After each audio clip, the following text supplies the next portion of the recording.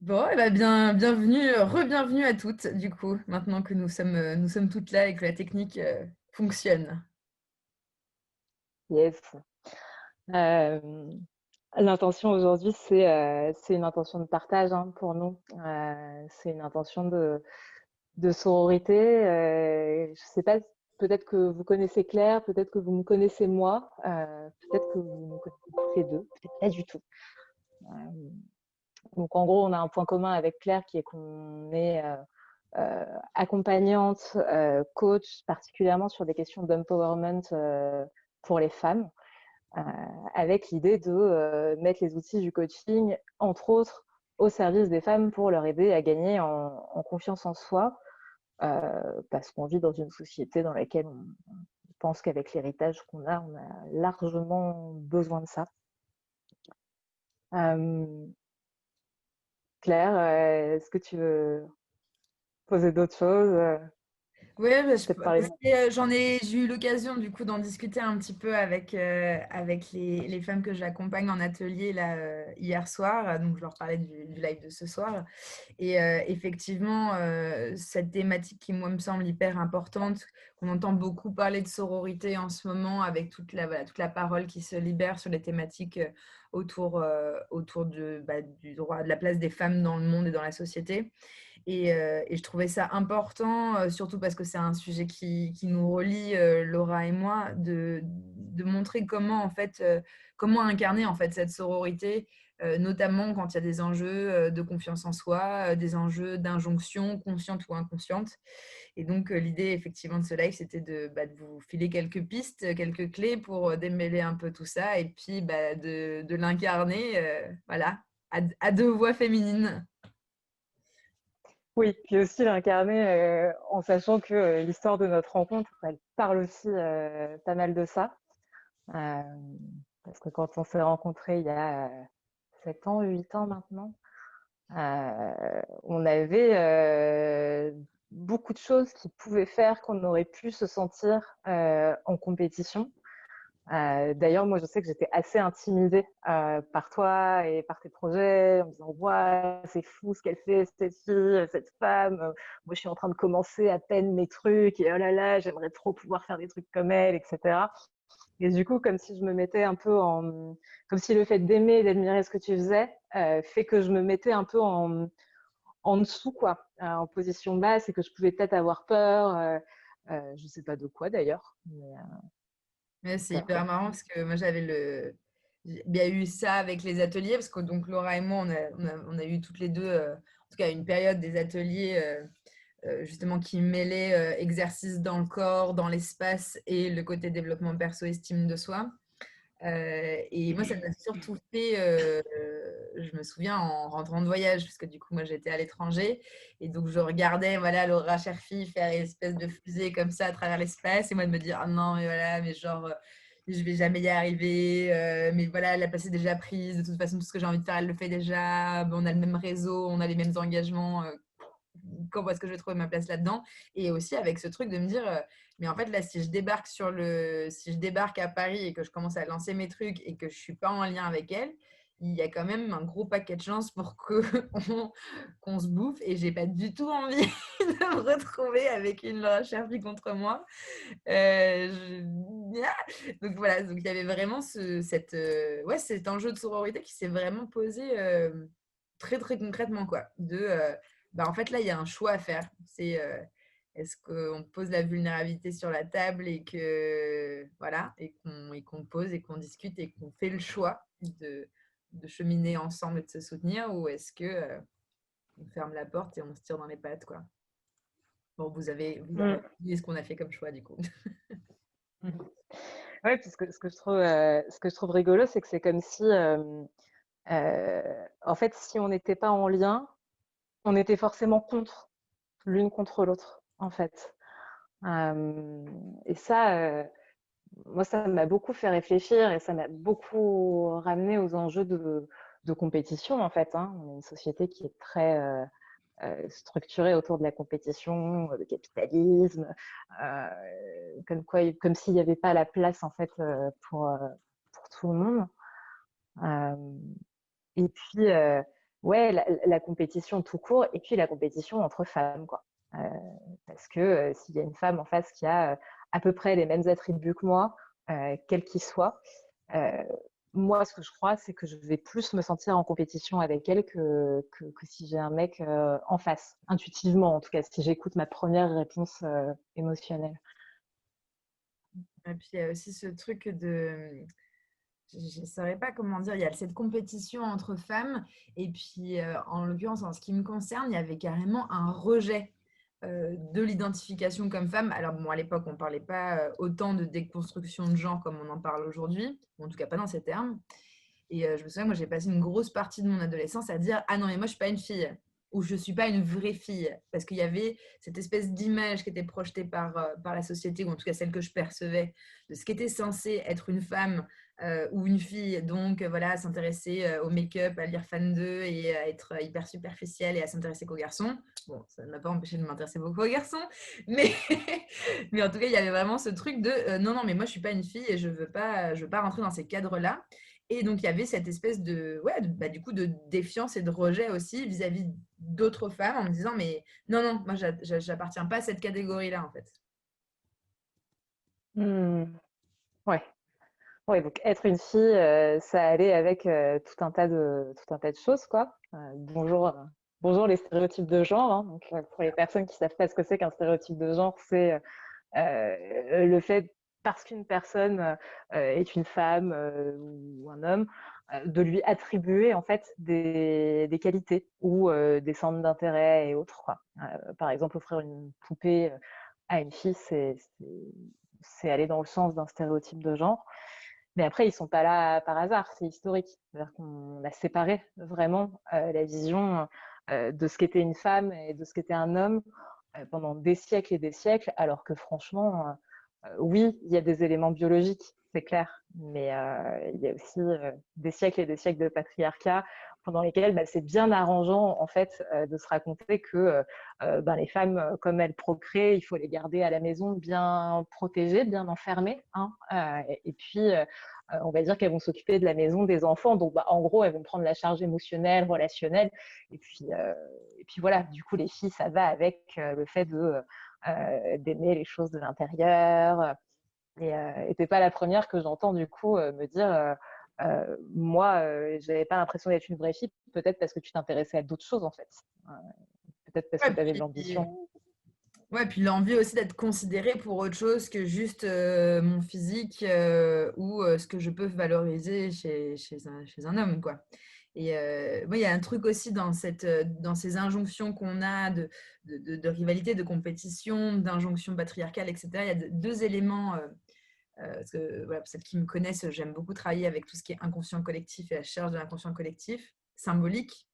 Et je pense que mes deux pépites préférées sur ces thématiques-là, c'est l'Inquisition, donc la fameuse grande période faste de notre histoire de la chasse aux sorcières, où il a été dit, alors est-ce qu'il est avéré, mais en tout cas que beaucoup de délations ont été effectuées par des femmes, donc ce sont des femmes qui dénonçaient d'autres femmes, en tout cas c'est ce qui s'est dit.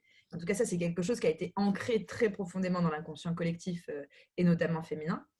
Et le deuxième, ah oui, de la femme publique. J'ai beaucoup de femmes en accompagnement qui me disent j'ai du mal à me montrer, à être sur le devant de la scène, à prendre la parole, à laisser libérer mon plein potentiel et à me rendre visible ou à me rendre publique. Sauf qu'une femme publique, dans l'inconscient collectif, il n'y a encore pas si longtemps que ça, c'était une prostituée avec tout l'inconscient et tout, pareil, tout l'imaginaire qu'on a autour de la prostituée qui serait une fille de mauvaise vie, qui ne serait pas de bonne mœurs, qui ne serait pas respectable, et donc avec tout ça qui va avec. Donc ça, c'est aussi des éléments qu'on se serait bien passé. Hmm. Ouais, et puis qui fait de l'ombre aux autres femmes aussi, probablement, si elle est dans la lumière. Et, on sait bien en quoi la prostituée vient faire de l'ombre euh, aux épouses de ses clients. Mais c'est marrant parce que quand tu parles de l'Inquisition et du fait que c'est beaucoup les femmes qui dénonçaient d'autres femmes, moi, ça me fait penser en fait qu'il y a beaucoup de choses que j'ai entendues euh, comme stéréotype, du coup, dans mon enfance, par exemple, j'ai ma grand-mère qui me disait « Ah bah Laura, t'aimes bien les belles choses, il va te falloir un mari qui gagne bien sa vie. » Et bon, ok, donc quand tu tires un peu le fil de tout ce que ça sous-entend, c'est vraiment, enfin voilà, c'est par l'homme que la richesse arrive, c'est par l'homme aussi que l'ambition, la montée dans les classes sociales arrive, etc. Mais en fait, surtout, ce que je trouve intéressant là-dedans, c'est que la plupart des pépites sexistes en fait que j'ai intégrées, elles venaient de femmes aussi. Euh, Probablement parce que comme la seule ambition possible pour une femme, il y a encore seulement quelques décennies de ça, c'était de se trouver un bon mari. Et ben en fait, c'est comme si les femmes à la fois les femmes d'un même clan, d'une même famille, vont aller coller des injonctions aux jeunes filles, aux jeunes femmes en mode ah mais alors les enfants c'est pour quand? Ah mais alors tu devrais te faire plus jolie ou c'est quand même tu pourrais faire en sorte d'être un peu plus intéressante. Enfin voilà des espèces de choses comme s'il fallait voilà se mettre un peu sur le marché quoi. Euh, et puis ouais et des femmes à l'extérieur du clan aussi, cette espèce de truc à se taper dans les pattes justement pour la compétition au meilleur mec, quoi. Voilà, si je suis plus jolie que telle personne ou si je fais circuler des ragots sur elle, etc., bah, peut-être que j'aurai plus de chances d'avoir le mec. Euh, Pareil, hein, comme si il n'y avait pas de place pour tout le monde et comme s'il fallait rafler les bons plans, les bons partis aux autres, quoi. Mm.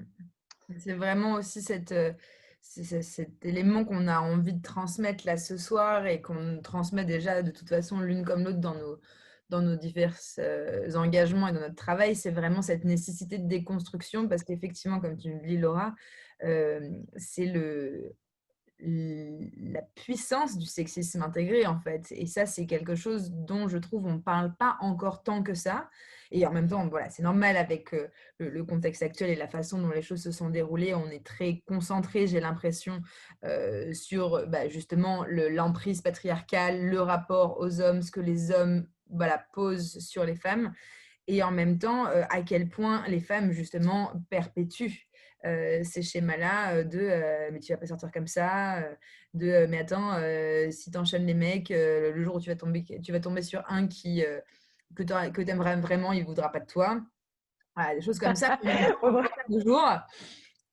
Donc, on devrait faire un bingo, pardon, je ouais. t'interromps. Je pense que à chaque fois qu'on sort un préjugé comme ça, dans le chat, si vous l'avez déjà entendu, si on vous a déjà dit ce truc-là, genre moi le coup du mec comme ça, genre à force de t'en taper, tu vas pas, le jour où tu voudras te maquiller, il voudra pas de toi. Genre voilà, si ça vous dit de lever un peu la main sur ce que vous avez déjà entendu. Complètement faire ça. Ouais. Excuse-moi, je t'ai complètement Non, coupé. non, il n'y a pas de problème, mais je suis complètement pour le bingo des pépites sexistes. Donc ouais, c'est vraiment cette nécessité de déconstruction et on croit très fort l'une et l'autre au fait que le changement commence par soi. Alors oui, c'est une phrase de Gandhi qui a traîné partout. Oui, vous l'avez déjà vu sur Instagram, sur fond de coucher de soleil. Soit le changement que tu veux voir dans le monde, mais en même temps, voilà, c'est ça et c'est vrai et on y croit. Et donc de voir comment justement pouvoir travailler cette déconstruction par le développement personnel. Donc le développement personnel, ça va être, alors c'est très vaste et ça va être difficilement résumable là en l'espace de notre live de ce soir, mais pour vous donner quelques indications, ça peut être déjà prendre conscience de ces mécanismes inconscients. Donc, c'est par exemple, voilà, si jamais je culpabilise de ne pas avoir fait à manger avant que mon mec rentre, est-ce que c'est vraiment moi qui culpabilise ou est-ce que c'est des années et des années de schéma parce qu'on m'a dit que si je n'étais pas au petit soin pour mon homme, il allait finir par me quitter parce qu'une bonne femme prend soin de son homme. Voilà, donc c'est déjà poser de la conscience sur ces schémas internes. Et puis c'est aussi peut-être sortir un peu d'un regard tourné vers l'extérieur en permanence pour voir comment correspondre à un modèle, comment correspondre à un schéma, comment plaire à un tel, comment satisfaire les attentes d'eux, et de prendre peut-être un temps pour revenir à soi en fait et de se dire ok, mais moi en quoi je crois et moi qu'est-ce que je veux. Et je dis pas que c'est un chemin facile. Celles qui me connaissent savent que ma phrase préférée c'est la route est longue mais il y a une route. Et je pense effectivement que c'est pas forcément un chemin facile, mais par contre, c'est un chemin mais infiniment libérateur et d'empowerment pour le coup, de pouvoir se dire: «Ça, c'est vraiment mon choix». Et que ce soit pour comment est-ce que je gère mon couple, comment je gère ma sexualité, comment je gère ma carrière professionnelle, comment je gère mon désir d'enfant ou mon absence de désir d'enfant, comment je gère ma place de femme dans le monde, est-ce que je suis en colère, est-ce que je suis pas en colère, est-ce que je fais de la pédagogie, est-ce que je fais pas de pédagogie. Voilà, c'est tous ces éléments-là en termes de développement perso qui viennent commencer à enclencher une balance pour venir reconnecter à une puissance plutôt que d'être sans arrêt en train d'essayer de soit d'être soumise ou victime d'un pouvoir exercé de l'extérieur, soit à chercher de reconquérir ce pouvoir, que ce soit par la séduction, par la puissance, enfin, par un pouvoir financier, par un pouvoir décisionnel, passant par un poste professionnel, par exemple. Donc, je pense que voilà, il y a vraiment cette idée de bascule et je pense que là-dedans, la sororité a un vrai rôle à jouer, quoi. Mmh. Ouais. Ouais, ça me parle beaucoup, ce que tu dis autour du pouvoir et de la puissance parce que, voilà, quand on parle de patriarcat, quand on parle de stéréotypes de genre, on parle en fait, d'un pouvoir d'une partie de la population. On pourrait faire la même comparaison pour les personnes blanches, les personnes racisées typiquement. Mais voilà, à partir du moment où il y a des personnes qui sont au-dessus de soi, bah, il y a besoin soi-même déjà de réussir à s'élever parce qu'il y a toutes les croyances de je suis pas à la hauteur, j'y arriverai jamais, etc., qui sont hyper présentes chez les femmes. Et c'est pas par hasard quand dans la société on est vu comme ça et placé comme ça, bah ouais. Et du coup, il y a tout cet espace-là à reconquérir. Mais effectivement, moi, la plupart des femmes que j'accompagne sont dans une forme de rejet, de, aller dupliquer la violence, aller se mettre à écraser les autres et cetera. Et du coup, effectivement, dans la puissance, il y a quelque chose d'intéressant. Il y a quelque chose qui part de l'intérieur, en fait, et de je me connais suffisamment, j'ai suffisamment conscience de mes forces, je sais suffisamment qui je suis, en quoi je crois et cetera pour pouvoir juste être là, dans le monde, être affirmé, sans avoir besoin de pousser, de tirer, d'écraser quelqu'un, mais juste effectivement, ça part de l'intérieur. Et du coup, naturellement, en fait, il y a quelque chose dans ma communication, dans ma manière de gérer les sujets, de dire oui, de dire non, de dire je sais pas, qui est posé, quoi, et qui change complètement l'expérience de tout un tas de situations. Et puis il y a vraiment cette chose-là aussi, je pense qu'à partir du moment où on va connecter justement, comme tu le disais, à cette puissance intérieure et qu'on n'est plus complètement tourné vers l'extérieur, c'est aussi plus facile de rentrer justement dans ce rapport de sororité. Donc c'est un peu des vases communicants, c'est-à-dire que à la fois cette sororité va nous permettre et celles qui, voilà, qui ont déjà participé à des cercles de femmes avec moi le savent, cette idée de pouvoir avoir un espace où se montrer vulnérable, ou se déposer pour justement avoir comme un tremplin ou un soutien auprès de voilà, d'autres femmes qui ont vécu les mêmes choses avec des effets miroirs, des effets de résonance. Mais c'est aussi à partir du moment où je suis connectée à ma puissance et où je sais où je vais et où je sais qui je suis, même si la voisine fait la même chose en fait, il y a ce truc de dire bah ouais ok elle fait la même chose mais en fait elle a un chemin de vie différent, elle a une identité différente donc en fait bah, les gens qui vont venir à elle seront différents et en fait si j'ai une amie ou quelqu'un dans mes contacts qui monte et qui s'élève bah potentiellement moi entre guillemets je prends en valeur ajoutée aussi parce que j'ai dans mes contacts cette personne qui réussit et qui s'élève et donc l'idée c'est voilà comment est-ce qu'on peut venir faire ce ping-pong. Il y en a peut-être à des moments qui vont être plus, voilà, plus dans le down et plus fatigué parce qu'il y a des événements de la vie, et puis d'autres moments où ça va être l'inverse. Et c'est de voir justement comment est-ce qu'on peut se soutenir et se faire grandir ensemble. Et notamment, ça me fait penser à cette phrase de Christine Lewicki, qui est une coach et accompagnante que j'aime beaucoup, et qui disait, voilà, ma brillance n'enlève rien à la brillance des autres et vice-versa. Il y avait vraiment cette idée qu'en fait, s'il y a une bougie qui brille, si tu allumes une autre bougie à côté, enfin la première bougie ne se met pas à moins briller en fait. C'est au contraire, tu as plus de lumière au global. Donc je pense que c'est bien. Allumons des bougies. Mmh. Ouais.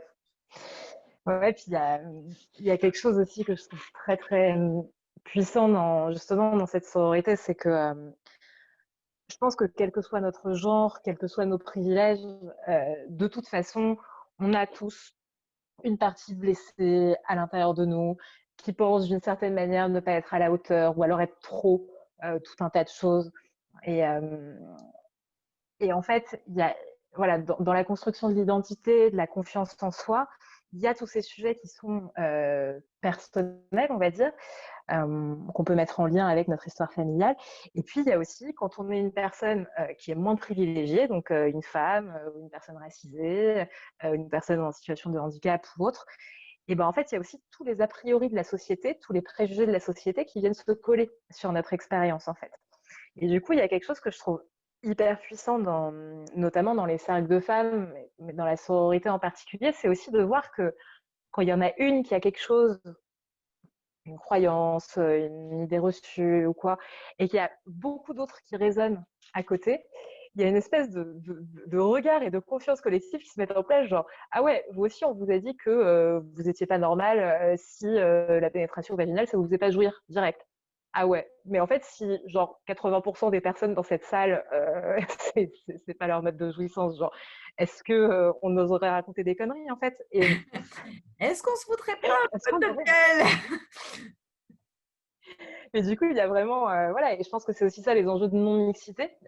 Moi, je fais partie des gens qui au début se disaient, bon, ok, je vois bien en quoi la non-mixité ça aide, mais ce serait quand même mieux si on pouvait se rassembler tous ensemble et tout. Bah ouais, sauf que quand on est en non-mixité, on arrive à avoir ces espaces de résonance-là, en fait, où on se rend compte que peut-être là, sur ce sujet, bah, en fait, le problème, c'est pas nous.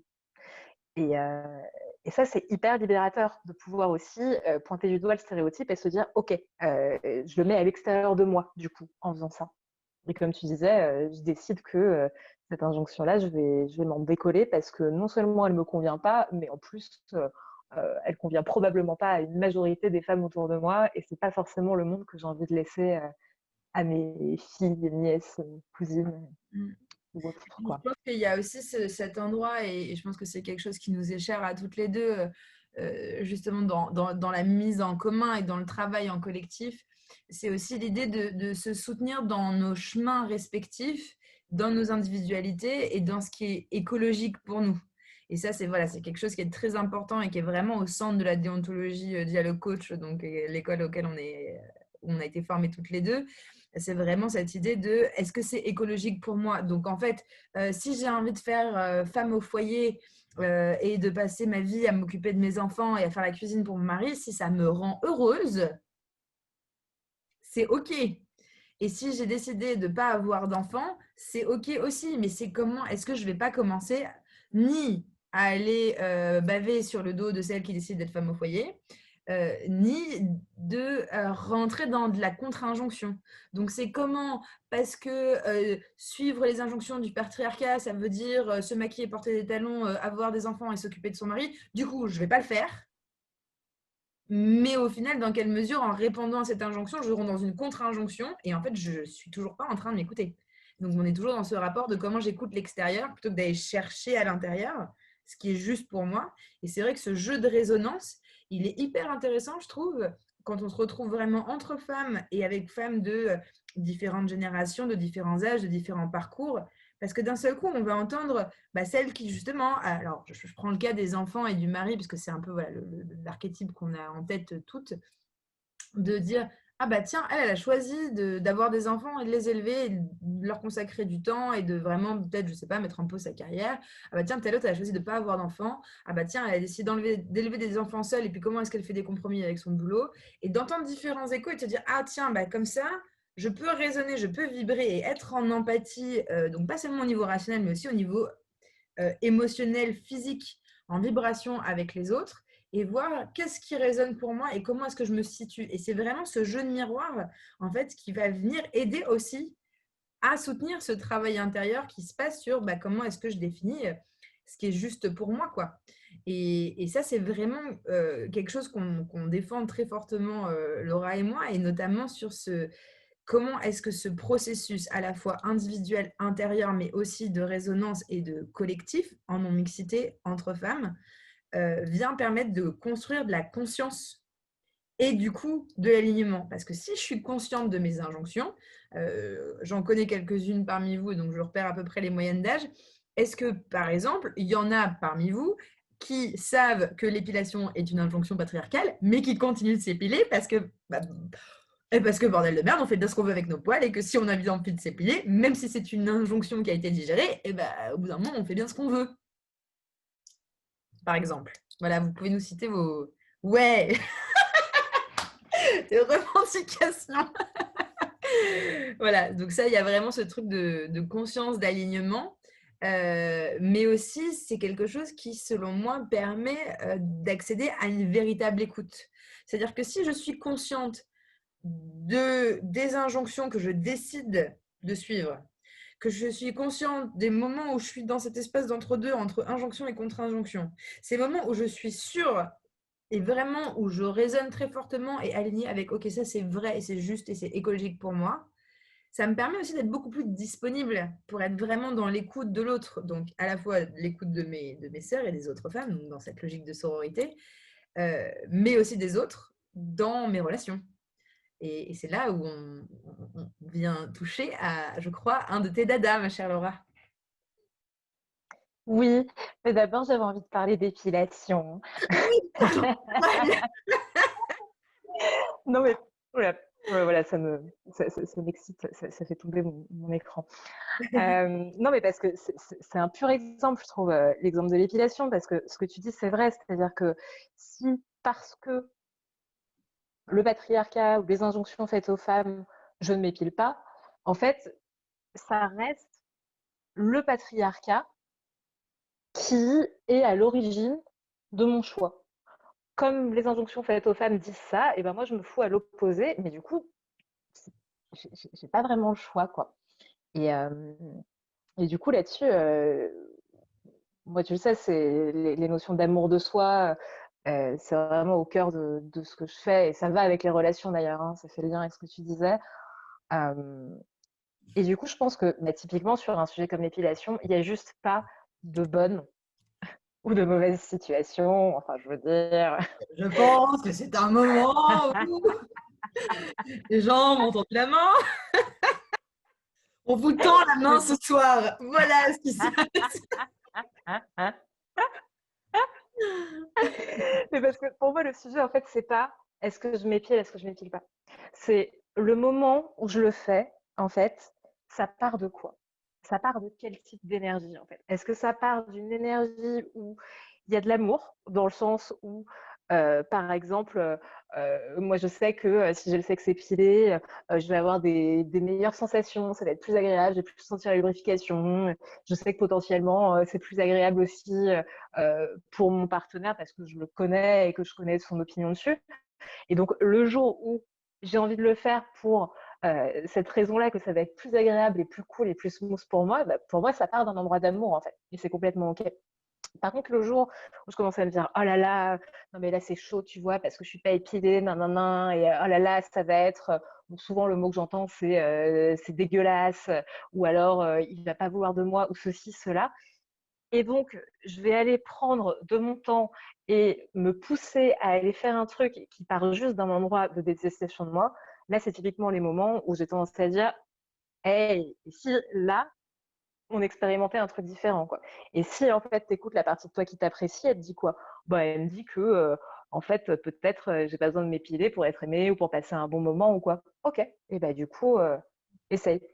Et moi à titre perso, c'est vraiment ça que j'essaye de cultiver par rapport à ces questions-là d'alignement intérieur et autres. C'est me dire bah en fait j'ai envie d'explorer et d'expérimenter, d'être capable de faire les deux en fait. Et comme ça, parce que je suis capable de faire les deux, bah, je suis capable de m'adapter aux situations et là, j'ai vraiment le choix, du coup.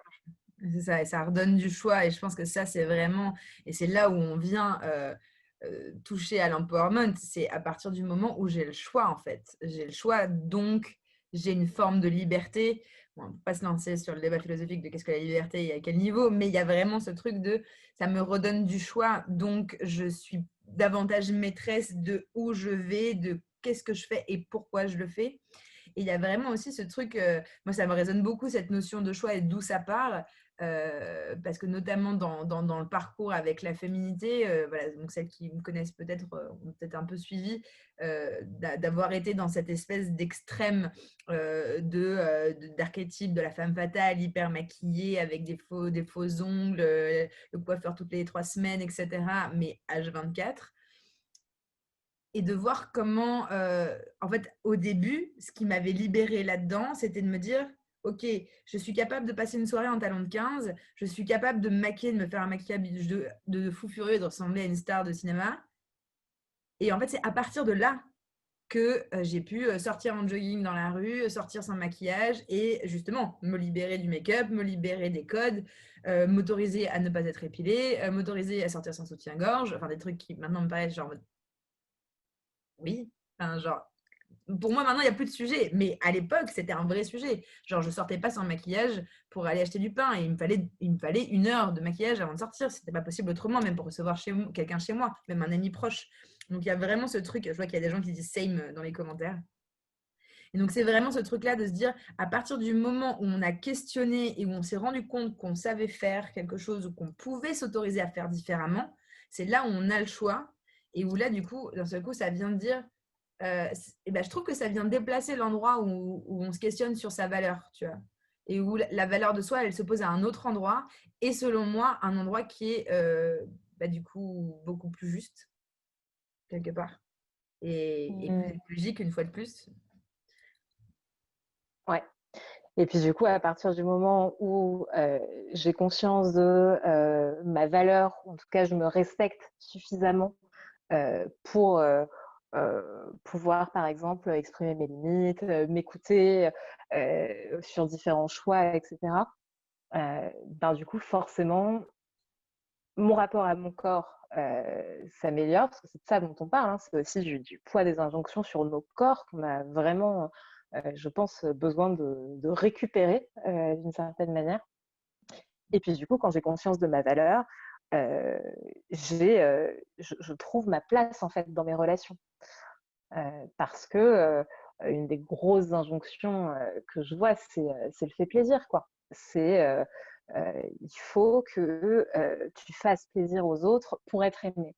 C'est comme si on nous avait fait croire qu'en fait, l'amour se négociait en fonction de ce qu'on faisait ou pas pour les autres. Et, euh, et ça, au niveau relationnel, je pense que c'est hyper puissant, ce moment où on récupère justement ce sens de notre propre valeur et cette capacité à s'écouter nous-mêmes et à se faire passer devant les autres parfois, quand on en a besoin, en fait. Ben, ça fait que quand les autres nous aiment, alors que peut-être on leur a dit non pour leur rendre un service, ou que peut-être on n'était pas dispo tel ou tel jour, etc., et ben en fait, c'est comme si on était aimé pour qui on est et pas pour ce qu'on fait pour les autres.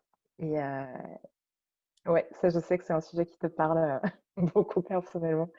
Mm. Mais ça, c'est ouais, c'est vraiment ce. Je pense que ce point-là, euh, pour vous faire refaire un peu tout le déroulé là, depuis ce qu'on a vu depuis le début du live, donc vraiment cette notion de compétition, de défiance, de problématiques et de blessures au niveau de l'estime de soi, qui est en grande partie causée par le patriarcat et par les injonctions et l'inconscient collectif qu'on se trimballe depuis un paquet d'années maintenant. Comment justement le fait de passer dans un processus de développement perso et de regard vers soi, on va pouvoir les connecter à une puissance plutôt qu'à un pouvoir extérieur et d'être toujours en quête vers l'extérieur, mais aussi, comme tu venais de le dire, d'arrêter d'être dans le fait plaisir et de commencer par qu'est-ce qui est écologique pour moi, qu'est-ce qui est juste, qu'est-ce qui résonne, qu'est-ce qui est en alignement avec mes valeurs, avec qui je suis, avec ce que je veux vraiment.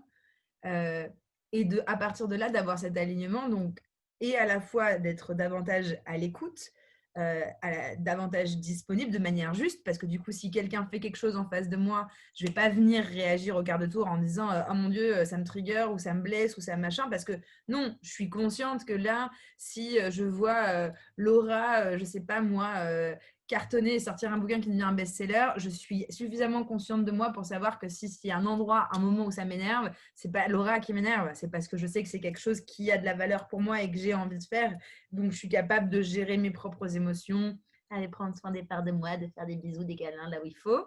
Voilà, ça, c'est des choses que vous apprenez en coaching si vous avez l'occasion de travailler avec nous. Et de vraiment voilà, mettre de la douceur là-dessus, de la confiance là-dessus pour être davantage en écoute, en accueil de l'autre.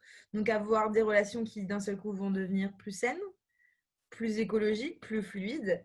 Et comme le disait Laura à l'instant, d'arriver à cette espèce de moment qui, alors je sais pas, voilà, dans l'assemblée, je sais qu'il y en a certaines qui bossent avec Laura, certaines qui bossent avec moi, peut-être certaines qui découvrent. Mais ce moment où tu réalises que tu as dit non et qu'on t'aime quand même, il peut être costaud quand même. Ça peut être un vrai changement de vie, quoi. Mmh. Ouais. Ouais, puis c'est en fait, moi, tu sais, ça fait des années que j'anime les soirées tendresse et pyjama, qui sont des ateliers autour du consentement. Et j'introduis toujours ces ateliers en disant, voilà, moi, il y a une question que je me pose depuis toujours. Alors voilà, après, on peut parler de l'histoire familiale, du couple de mes parents, du patriarcat, des machins. Bon, il n'empêche que moi, j'ai pas eu de modèle, en fait, où c'était possible, en relation, d'être à la fois chez moi, à l'écoute de mes désirs, de mes besoins, dans le respect de mes limites, d'être en même temps suffisamment chez l'autre, dans le respect aussi de ses limites, ses besoins, ses désirs. Et du coup, parce qu'on est suffisamment chez l'un et chez l'autre, pour pouvoir s'intéresser à la troisième facette de tout ça, qui parle vraiment de relations ensemble, en fait, qui est comment est-ce qu'on fait des ponts entre qui on est, toi et moi. Mais le truc, c'est que tant qu'il y a de l'instabilité au niveau des identités ici et qu'on n'arrive pas à s'accueillir suffisamment et à s'accepter suffisamment, et ben en fait, il va y avoir des espèces toujours de jeux de projection, de friction, ou quand l'autre veut quelque chose de différent de moi, comme si c'était contre moi, ou comme si ça allait à l'encontre de notre relation. Alors qu'on a quand même un super pouvoir, qui est le pouvoir de créer des choses ensemble et de tisser des ponts quand on en a envie.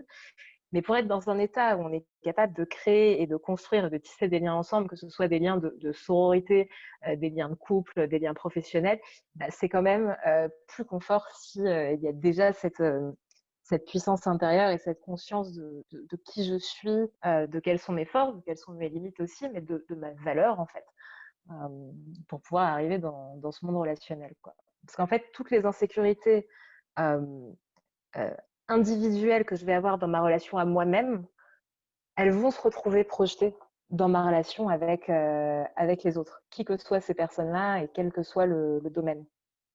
Donc, c'est pour ça que pour moi, c'est très lié tout ça. Et c'est aussi, je pense, la particularité de la sororité, qui est justement de pouvoir être témoin, comme tu le disais, des cheminements des unes des autres, et aussi de pouvoir sentir quand l'autre est euh, peut-être en train de se barrer dans ces cercles, dans ces boucles vicieuses un peu, et du coup de pouvoir se rassurer aussi mutuellement à ces endroits-là, se rassurer sur notre valeur, se rassurer sur le fait que tout va bien, que c'est OK. Et je pense que notre relation à toutes les deux, ça a été pas mal de ça. En tout cas, moi, dans des moments où peut-être je pouvais partir ouais, dans mes boucles, dans mes scénarios plutôt négatifs, j'ai apprécié, tu vois, ta posture à certains moments de juste, ouais, bah ok, bah c'est cool, bah si c'est comme ça, tu sais quoi, je vais m'adapter, on va faire ça comme ci ou comme ça. De la même manière que moi, j'ai eu l'impression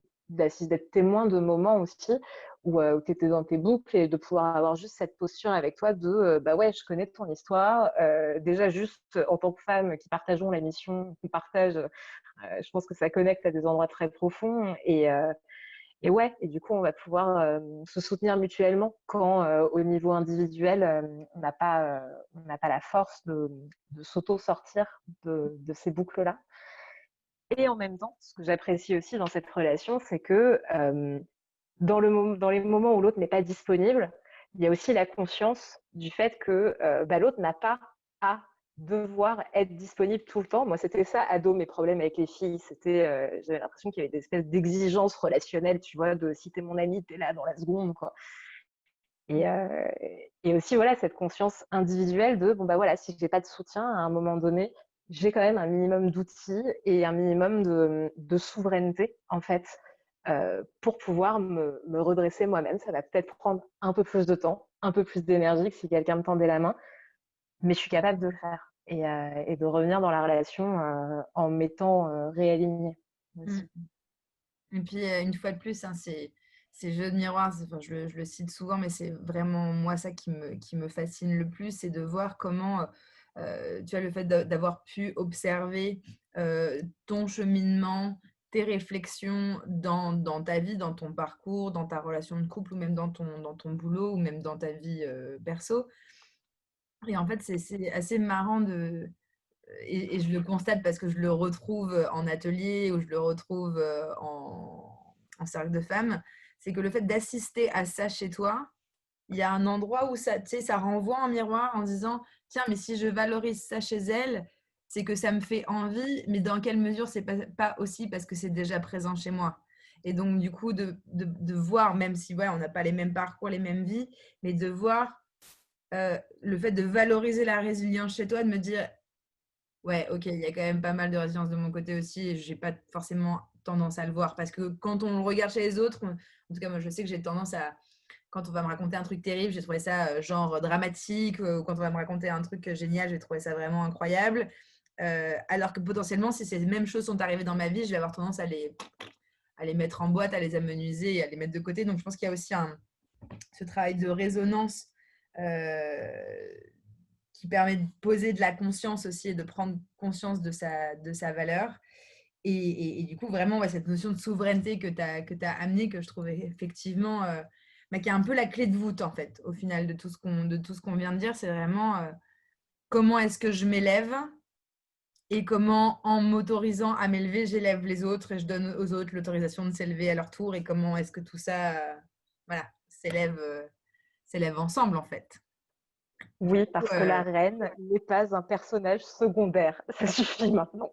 C'est- On a encore joué à un jeu de société là, il y a 2 jours, ou un truc de Moyen-Âge, machin, où en fait les pouvoirs du roi étaient canons et la reine c'était genre le 12e personnage du truc et qui avait des pouvoirs que quand le roi était là, quoi. C'était horrible. C'était genre, ouais, je voulais être reine, mais en fait c'est super nul d'être reine dans ce monde-là. Sauf qu'aujourd'hui, bah, on a la chance et là je pense à mes racines qui sont en Afrique du Nord. Je pense aux femmes des générations précédentes dans ma famille, notamment à ma mère qui s'est beaucoup battue pour avoir cette souveraineté. On a la chance de vivre dans une société dans laquelle, même s'il y a encore des discriminations, des inégalités, etc., euh, c'est OK qu'on la construise, cette souveraineté. Et en fait, les femmes qui s'élèvent ne sont plus pendues au bûcher. Elles peuvent être critiquées, le chemin peut être parfois plus difficile, etc. Mais c'est possible, quoi. Et on a cette chez nous, liberté aujourd'hui. Oui, chez nous en France. Mm. et je pense que c'est effectivement une dimension moi, que je trouve hyper importante, c'est cette résonance politique et cette résonance collective, en fait, qui a tendance, je trouve, ces derniers temps à être un peu occultée dans tous les discours qu'on peut entendre sur le développement personnel ou même sur la spiritualité. C'est vraiment de garder en tête cette notion politique au sens le plus noble du terme et au sens premier du terme et cette notion aussi de collectif, de se dire aujourd'hui en France, on reste un pays qui est vu comme le pays des libertés des droits de l'homme et notamment pour avoir voyagé en Amérique centrale et en Amérique latine, on reste un pays sur lequel les regards féminins sont braqués comme étant un pays de liberté, d'émancipation sexuelle, professionnelle des femmes. Donc je pense que c'est aussi là où c'est intéressant pour nous de pouvoir, en tant que femmes françaises, pouvoir, ou en tout cas vivant en France, de pouvoir profiter de cette liberté et ce potentiel qu'on a, même si ça peut être ardu et difficile, parce qu'effectivement, comme tu le disais, Laura, en France, en tout cas, on meurt beaucoup moins qu'ailleurs de vouloir s'émanciper voilà, d'installer sa souveraineté. Mm. Euh, Voilà, je pense on va peut-être arrêter de tourner autour du pot parce que je sens qu'on est, tu sais, un peu comme, tu sais, quand les enfants, quand ils ont fait un dessin, ils ont fait, je suis surprise, un truc. Bon, moi, j'avoue, j'ai un peu fuité auprès de quelques-unes d'entre vous sur le fait qu'on avait quand même aussi, en plus de ce témoignage, de ce partage qu'on avait sur la sororité, la confiance en soi, l'empowerment, qui sont voilà, nos sujets de prédilection, on avait aussi un peu envie de vous annoncer une grande nouvelle, quand même. Un peu, beaucoup. Oui. Oui, On est contente. voilà. Vas-y, je te lance envoyer le feu. Ouais, bah, en fait, puisqu'on fait la même chose, chacune avec nos personnalités et que on considère qu'on est vachement plus fortes ensemble, on est en train de faire des bébés avec Claire, euh, des bébés pro du coup. Et en fait, ça fait plusieurs mois qu'on travaille à construire des espaces ensemble pour permettre justement aux femmes de s'élever et de gagner cette souveraineté, de mettre leur couronne en fait, et de pouvoir vraiment rayonner comme on pense qu'on mérite toutes de le faire. Et du coup, on a au mois de mars une première retraite qui s'appelle Rising Queen, qui durera 4 jours. Et on espère de nombreuses autres retraites à venir.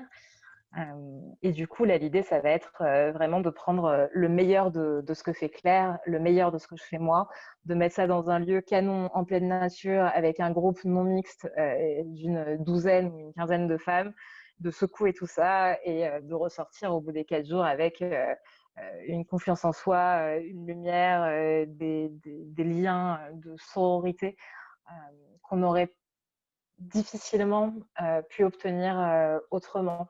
Il y a le pouvoir du travail individuel qui est vraiment très personnalisé, mais il y a aussi vraiment le pouvoir du collectif. Et ça, on a vraiment envie d'amener un maximum de femmes à se ressourcer dans ces espaces collectifs-là et faire monter un peu la température et le niveau d'ambition et d'assertivité pour que ça déchire, quoi, et construire un monde un peu différent, Je idéalement. pense qu'il y avait aussi dans cette idée de retraite, il y avait aussi le constat que, bien évidemment, il y a le coaching individuel, il y a les ateliers, les événements, les cercles de femmes, enfin, il y a une quantité assez vaste de possibilités pour travailler sur soi. Mais il y a eu donc vraiment cette envie avec Laura de créer un espace, donc vraiment de créer un espace-temps comme une sorte d'incubateur qui soit à la fois un espace de jeu, un espace doux, un espace de ressources, parce que vous allez pouvoir le découvrir, on va vous envoyer le lien. Le lieu est absolument incroyable et magique et vibre enfin c'est un lieu très très puissant qui vibre fort. Donc il y a vraiment la magie de la nature, la magie du lieu, la magie du collectif, le fait aussi qu'on soit deux facilitatrices pour vous accompagner. Là où dans des cadres plus courts de temps, par exemple sur, je ne sais pas moi, quelques heures ou sur un après-midi, potentiellement 12 personnes, c'est le nombre de personnes qu'on va accompagner seul, alors que là, on va être à deux. Et qu'en fait, le groupe va être un facilitateur en lui-même. Et que plus les jours vont passer, plus la puissance va monter. Et donc, il va vraiment y avoir une espèce d'alchimie qui va se créer. Après, voilà, c'est quelque chose qu'on sait parce qu'on l'a expérimenté. Après, quelle sera l'alchimie de cette retraite avec ce groupe-là? On ne sait pas, ça sera la surprise. Mais ce qu'on sait, c'est que ça sera magique. Et on a vraiment envie d'offrir ça parce qu'on sait qu'on en est capable l'une comme l'autre. Alors, les deux ensemble, on se dit que potentiellement, ça pourrait faire des chocs à pic, c'est cool. Et puis c'est voilà, c'est une première, c'est une expérience, c'est un baptême pour nous deux, même si toi, Laura, tu as déjà organisé des petits week-ends déjà justement sur l'intelligence relationnelle. Mais là, une retraite de 4 jours dans un lieu à 2 heures de Paris, en pleine nature. En plus, toutes les parties travail se fera dans un Zoom. Donc, pour celles qui ne connaissent pas, c'est un dôme construit en losange. Donc, c'est construit sur les bases de la géométrie sacrée. Voilà, donc ça va bien pulser aussi, donc on aura plein d'éléments pour nous soutenir. Et ouais, je pense qu'il y a aussi cette idée bah, de passer un cap et puis d'incarner le process en fait, hein, parce qu'on vous parle d'empowerment depuis tout à l'heure, d'avoir confiance en soi, de s'aligner avec sa valeur, d'oser se montrer au monde. Bon, bah voilà, nous aussi, toutes les deux, on est aussi dans ce processus-là de dire, bon, bah là, on sent qu'on a un potentiel et on a envie de le sortir de nos têtes, hein, parce que ça fait quand même un an qu'on cogite dessus. Et voilà, donc on avait très envie de vous parler de ce projet-là ce soir. Donc les inscriptions s'ouvrent à partir de maintenant et jusqu'au mois de mars. Euh, Mm. Voilà, j'ai vu que tu avais mis, le petit lien de cette magnifique page de Ouais, si Instagram. vous voulez jeter un œil, ouais. Et du coup, voilà, l'idée, c'est que, quel que soit en fait le ou les sujets qui sont vivants sur vous, peut-être qu'il y a des personnes qui auront plus besoin de travailler sur leurs relations, d'autres plus sur leur vie professionnelle, etc. Tout ça, c'est bien vu, c'est OK. Et on va vraiment calibrer la retraite pour que, quelle que soit votre demande de base, au bout des 4 jours, vous ressortiez avec quelque chose qui vous correspond. Donc, voilà, que vous ayez besoin de développer quelque chose de l'ordre de la gestion des émotions ou d'oser s'exprimer, prendre sa place, ou même des choses plus en lien avec juste votre corps, votre consentement, votre sexualité, il y aura de la matière pour vous. Et vous verrez que euh, probablement le travail sur l'un des domaines ira nourrir les autres de toute façon, parce qu'on va vraiment travailler sur cette identité justement de femme souveraine. Et ça va pouvoir ouvrir beaucoup de portes différentes. Et puis, comme on vous l'a dit pendant ce live, et c'est vraiment quelque chose qu'on a envie d'incarner et qu'on a posé au cœur de l'intention de cette retraite, l'idée, c'est vraiment de vous proposer une expérience qui soit vraiment holistique. Donc, c'est-à-dire qui va vraiment venir vous faire naviguer dans différents espaces qui sont différents espaces de votre vie. Donc, comme le disait Laura, les relations, l'amour, le corps, la sexualité, la créativité. Mais l'idée, c'est vraiment que là-dedans, chacune puisse trouver son espace, sa ligne, puisse travailler en fonction de ce qui est OK pour elle. Donc, c'est-à-dire d'envisager que si il y a un outil qui vous parle moins, ça vous parle moins et c'est OK. Ou si jamais on se retrouve à chanter autour du feu et que vous n'avez pas envie de chanter, que vous avez juste envie de taper des mains, c'est OK aussi. Et en fait, l'idée est vraiment que chacune trouve sa place, son niveau d'engagement, respecte ses limites, son écologie, une fois de plus. Donc l'idée, c'est pas de vous imposer un cadre ou un espèce de machin préconçu parce qu'on a pensé que c'était comme ça. Non, on a vraiment plutôt pensé cette retraite comme un tissage, comme un canevas qui se veut ouvert, respirant, mouvant pour que justement, tout ensemble, on puisse venir trouver notre place et trouver cette alchimie singulière qui sera la nôtre au mois de mars et qu'on ignore toute aujourd'hui, qui sera une surprise et une belle surprise, j'en suis sûre. Yes. Du coup, on va pouvoir, pour les personnes qui sont là en live avec nous, passer aux questions-réponses. Donc, si vous avez des questions, n'hésitez pas, ou même juste des partages d'expériences, n'hésitez pas à les préparer et à les écrire. Et puis, du coup, pour les personnes qui peut-être verront cet enregistrement en replay, donc le site c'est www.risingqueen.fr. Et dans tous les cas, soit sur le site de Claire, donc Claire Noël, soit sur mon site Laura Cherfi, vous avez la possibilité de prendre des rendez-vous de l'ordre d'une conversation téléphonique pour voir justement si vous avez envie de travailler avec nous. Est-ce que cette retraite-là, elle fait sens pour vous? Est-ce que vous voudriez travailler en individuel, etc. Donc, n'hésitez pas à booker ces rendez-vous. C'est cadeau, c'est offert. Donc, free. Et si vous achetez pas derrière, en tout cas en ce qui me concerne, c'est complètement OK. C'est ma manière aussi de contribuer. C'est le moment Voilà. où il est plaisir de faire connaissance avec vous et de toute façon après, genre que ce soit avec Laura ou avec moi, le premier rendez-vous d'entretien et de découverte, quel que soit le sujet, c'est toujours un rendez-vous où normalement vous repartez en général avec plus de clarté, déjà quelques pistes, des contacts, des idées. En tout cas, en général, à chaque rendez-vous, on me dit déjà, quand est-ce qu'on commence? En fait, ça y est, je suis déjà au taquet, j'ai trop envie. Voilà, donc, franchement, n'hésitez pas. C'est un moment à prendre pour vous qui est chouette et qui ne coûte rien.